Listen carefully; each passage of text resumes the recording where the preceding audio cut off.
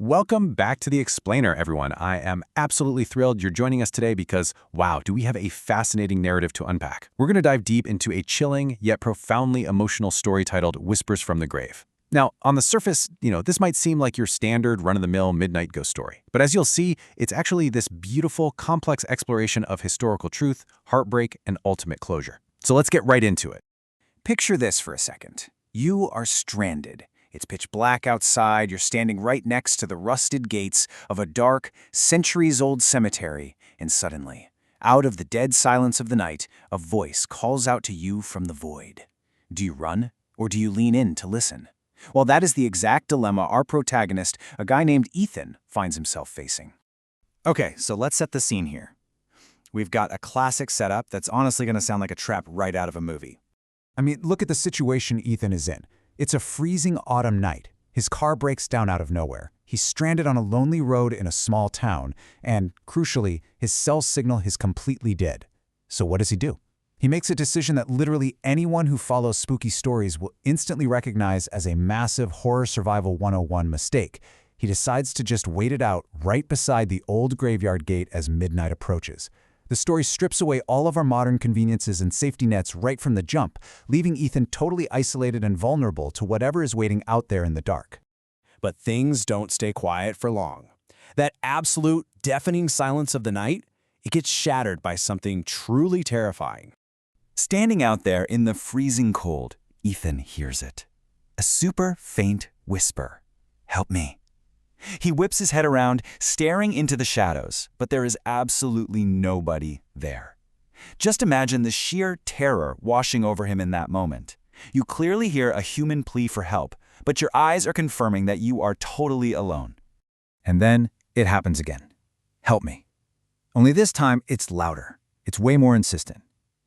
And this brilliantly illustrates the real turning point for Ethan. Instead of just bolting down that lonely road, his terror is sort of overpowered by this strange compulsion.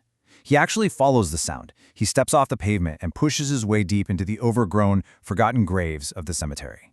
When he finally reaches the source of the voice, he stumbles upon this old, totally forgotten grave.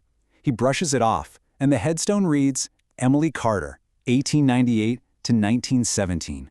As he's standing there, the ground around the grave literally drops in temperature. It becomes icy cold, a physical manifestation of whatever is there with him. And then he hears this incredibly specific, haunting whisper, "Tell my mother I never left her." This isn't just some random ghoul trying to jump scare a passerby. This is a desperate plea. It establishes the core emotional mystery that we, along with Ethan, now need to solve. So, what do you do when a ghost gives you a message? Well, the next morning, as soon as the sun comes up, we shift from midnight terror to a full-on cold case investigation. A very shaken Ethan decides to actually dig into Emily's history, and the timeline he pieces together is just heartbreaking.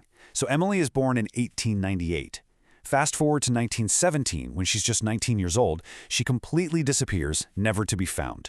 And then we jump to the present day, over a century later, where Ethan has this terrifying encounter. What he discovers during his research really changes everything. Because Emily simply vanished, her mother ended up spending the entire rest of her life believing her daughter had deliberately abandoned her. The ghost isn't restless because of how she died, right? She's restless because of this painful, agonizing misunderstanding she left behind. So how exactly do you fix a broken heart that's been festering for over a century? I absolutely love Ethan's approach here. He doesn't panic and call an exorcist. He acts more like a historical archivist. He takes rational, step-by-step actions. First, he researches the basic facts. Second, he actively visits the local town museum and actually shares his weird midnight experience. And third, by talking with the curator, they uncover the ultimate smoking gun, an old, recently discovered letter. And this is where we hit the emotional core of this whole explainer. The contrast here is staggering. On one side, you have the mother's tragic, lifelong belief that Emily had just packed up and deliberately abandoned her. That's a lifetime of grief and feelings of absolute betrayal. But on the other side, you have the historical truth revealed by this lost letter. Emily had actually tried to return home, but tragically died in a severe storm before she could make it back to her family. She never intended to leave her mother. That whisper Ethan heard, "Tell my mother I never left her," was the absolute, literal truth. Armed with this incredible historical truth, Ethan knows exactly what he has to do to finally resolve this haunting. He actually goes back to that terrifying graveyard that exact same night, but he isn't bringing EMF readers or ghost hunting gear. He simply brings flowers, placing them gently beside her weed-covered grave. He acknowledges her truth. He validates her story. And in doing so, he hears one last whisper before the cemetery falls completely, permanently silent, forever. Thank you. That's it. Just one final whisper. It is such an incredibly peaceful resolution to this supernatural detective journey. The icy coldness completely vanishes. The restless spirit is finally put to rest, not through force or banishment, but through understanding and the simple, profound act of uncovering the truth. Now, taking a step back from the literal ghost story, there is a massive real-world takeaway hidden in this narrative. The source material leaves us with this incredibly powerful thesis. Some voices are never heard until someone is willing to listen. Let's just let the emotional weight of that sink in for a second. Emily was whispering into the dark for over a century. Think about it. How many people broke down on that exact lonely road? How many people heard a weird noise in the dark and just locked their car doors or ran away in terror? Ethan was the very first person willing to actually walk into the dark, trace the voice to its source, and listen to what was being said. He gave a voice back to someone history had entirely misunderstood. Which brings me to the big question I want to leave you with today.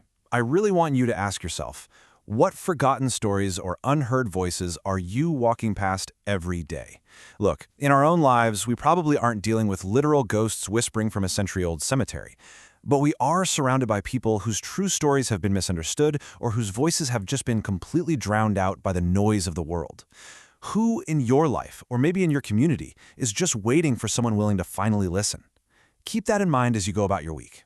Thank you so much for joining me for this explainer. I hope it really sparked your curiosity, and I will catch you next time.